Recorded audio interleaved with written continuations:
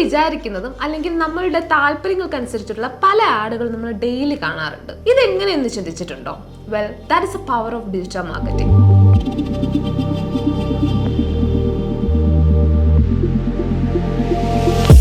അപ്പോൾ എന്താണ് digital marketing? Digital marketing എന്ന ഡിജിറ്റൽ ടൂൾസുകളും ചാനലുകളും ഉപയോഗിച്ച് ഒരു കമ്പനിയുടെ പ്രോഡക്ട്സോ സർവീസസോ ടാർഗറ്റഡ് ഓഡിയൻസിലേക്ക് എത്തിക്കലാണ്. ടെക്നിക്കലി നമ്മുടെ ട്രഡീഷണൽ മാർക്കറ്റിംഗിന്റെ ഒരു അഡ്വാൻസ്ഡ് ഫോം ആയിട്ട് ഇതിനെ കാണാം. പല ചാനലുകൾ ഉപയോഗിച്ച് mainly search engines, website, social media, email, ഇതിലൂടെയൊക്കെ ഫോക്കസ്ഡ് മാർക്കറ്റിംഗിന് ഡിജിറ്റൽ മാർക്കറ്റിംഗ് അവസരമൊരുക്കുന്നു. വെറും ഒരു ഫോം ഓഫ് അഡ്വർടൈസിംഗ് മാത്രമല്ല ഡിജിറ്റൽ മാർക്കറ്റിംഗ്. ഒരു പ്രൊഡക്റ്റിനെയോ ഒരു സർവീസിനെയോ ബ്രാൻഡ് ആക്കി മാറ്റാൻ ഡിജിറ്റൽ മാർക്കറ്റിംഗ് നിർണായക പങ്ക് വഹിക്കുന്നു. ഇനി എന്താണ് ഡിജിറ്റൽ മാർക്കറ്റിംഗിലെ പ്രധാന സെഗ്മെന്റുകൾ എന്ന് നോക്കാം. Content marketing. Content is king എന്ന് പലരും പറയാറുണ്ട്. Yes, that's right. നമ്മളൊക്കെ പല ഫോമിലുള്ള കണ്ടന്റ് കൺസ്യൂം ചെയ്യുന്നുണ്ട്. ഒരുപക്ഷെ നമ്മുടെ ഹാബിറ്റ് ആയിട്ട് മാറുന്നുണ്ട് അതൊക്കെ. ഈ ഒരു കാര്യത്തെ എക്സ്പ്ലോയിറ്റ് ചെയ്ത് സ്പെസിഫിക് ഓഡിയൻസിനെ കണ്ടന്റിലൂടെ മാർക്കറ്റ് ചെയ്യുന്നതാണ് കണ്ടന്റ് മാർക്കറ്റിംഗ്. ഇതിൽ വീഡിയോസും വ്ലോഗ്സും ഒക്കെ ഉൾപ്പെടുന്നുണ്ട്. വേറൊരു സെഗ്മെന്റ് ആണ് SEO, search engine optimisation.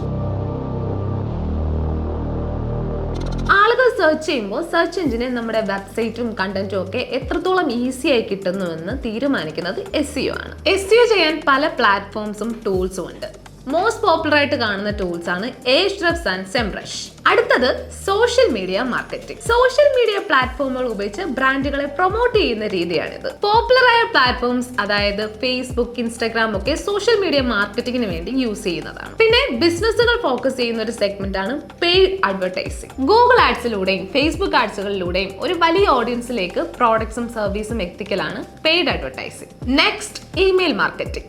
Email മാർക്കറ്റിംഗിന്റെ കാലം കഴിഞ്ഞു. ഇത് കേൾക്കാൻ തുടങ്ങിയിട്ട് കുറേ നാളായി. പക്ഷേ ഇന്നും പല ലീഡ്സിനും സെയിൽസിനും ഇത് ഒഴിച്ചുകൂടാനാവാത്ത ഒരു ഉപാധി തന്നെയാണ്. ഇനി ഒരു പക്ഷേ കുറച്ച് കോംപ്ലക്സും എന്നാൽ ഒഴിച്ചുകൂടാനാവാത്ത ഒരു ഡിജിറ്റൽ മാർക്കറ്റിംഗ് സെഗ്മെന്റ് ഉണ്ട്. Data and analytics. Digital marketing one time process അല്ല. കൺസിസ്റ്റന്റ് ആയി ന്യൂ സ്ട്രാറ്റജീസ് ഇംപ്ലിമെന്റ് ചെയ്ത് പോകണം. എന്നാൽ ഇതൊക്കെ സാധ്യമാവുന്നത് നടത്തിയ ക്യാമ്പയിനുകളെ അനലൈസ് ചെയ്ത് ഇംപ്രൂവ്മെന്റ് ഉണ്ടാക്കുന്നതിലൂടെയാണ്. ഒരുപക്ഷെ ട്രഡീഷണൽ മാർക്കറ്റിംഗിനേക്കാൾ കൂടുതൽ ട്രാൻസ്പെറൻസിയും ഗ്രോത്ത് പൊട്ടൻഷ്യലും ഡിജിറ്റൽ മാർക്കറ്റിംഗ് ഉറപ്പ് നൽകുന്നത് ഇതിലൂടെയാണ്. ഡിജിറ്റൽ മാർക്കറ്റിംഗിന്റെ ബെനിഫിറ്റ്സ് അനവധിയാണ്. ഒന്ന് ആലോചിച്ച് നോക്കൂ, എവ്രിബഡി ഈസ് ഓൺലൈൻ. സോ നമ്മളൊരു ബ്രാൻഡിനെ തിരഞ്ഞെടുക്കുന്നത് തന്നെ ഒരു ബ്രാൻഡിന്റെ ഡിജിറ്റൽ ക്യാപ്പബിലിറ്റീസിന്റെ റിഫ്ലക്ഷനിലൂടെയാണ്. എന്തുകൊണ്ടും ഇക്കാലത്ത് ഡിജിറ്റൽ മാർക്കറ്റിംഗ് അറിയണം. നിങ്ങളുടെ ബിസിനസ് ഗോൾ അച്ചീവ് ചെയ്യാനുള്ള പാത്ത് മേക്കർ ആണിത്. ഈ ഡിജിറ്റൽ യുഗത്തിൽ വലിയ കരിയർ ഓപ്ഷനാണ് ഈ മേഖല തുറന്നു തരുന്നത്. ലോകത്ത് എവിടെയിരുന്ന് ജോലി ചെയ്യാനുള്ള സ്വാതന്ത്ര്യം, ഹൈലി പെയ്ഡ് ജോബുമാണ് ഡിജിറ്റൽ മാർക്കറ്റിംഗിനെ വേറിട്ട് നിർത്തുന്നത്. ഇതുപോലുള്ള കൂടുതൽ വീഡിയോസിനായി ഫോളോ ചെയ്യൂ